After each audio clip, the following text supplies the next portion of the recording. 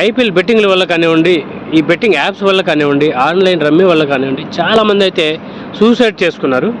So అలాంటి వాటిలో ఈరోజు ఒక చిన్న కేసు ఇది వచ్చేసి ఉమ్మడి చిత్తూరు జిల్లాలో జరిగింది. అసలు కేసు ఏంటంటే, ఒకడే కొడుకు వాళ్ళ ఫ్యామిలీకి, ఒకడే కొడుకు కావడం వల్ల వాడిని చాలా అల్లారు ముద్దుగా అయితే పెంచారు. అల్లారు ముద్దుగా పెంచడం వల్ల వాళ్ళకి చదువు అయితే అవ్వలేదు, కానీ ఎంబీఏ అయితే చేశాడనమాట. ఎంబీఏ చేసినా కానీ జాబ్ అయితే రాలేదు. ఇంకా ఎలాగోలా బతకాలి, ఈ సుఖానికి అలవాటు పడ్డాడు కాబట్టి ఈ ఐపీఎల్ వచ్చినప్పుడు బెట్టింగ్లు వేయడము, అలానే ఆన్లైన్లో ఈ రమ్మీ ఆడడం వల్ల కొన్ని లక్షలు అయితే పోగొట్టుకున్నాడు.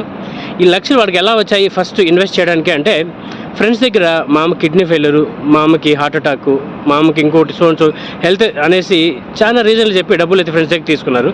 ఈ తీసుకున్న డబ్బులు అంతా అక్కడ ఇన్వెస్ట్ చేశాడు, అక్కడ పోయింది. ఫైనల్గా అప్పులంతా ఒకేసారి ఫోన్ చేసేందుకు ఏం చేయలే, వాడికి రైల్వే ట్రాక్ మీద పడుకునేసి వాళ్ళ మదర్కి అయితే ఫోన్ చేసి, నువ్వు అప్పు కడతానంటేనే నేను వస్తాను, లేకపోతే సూసైడ్ చేసుకుంటానని బెదిరించి వాళ్ళ అమ్మ దగ్గర అయితే అప్పు కట్టించడానికి రెడీ చేశాడు. ఫైనల్గా వాళ్ళ ఫ్యామిలీ అయితే రోడ్డు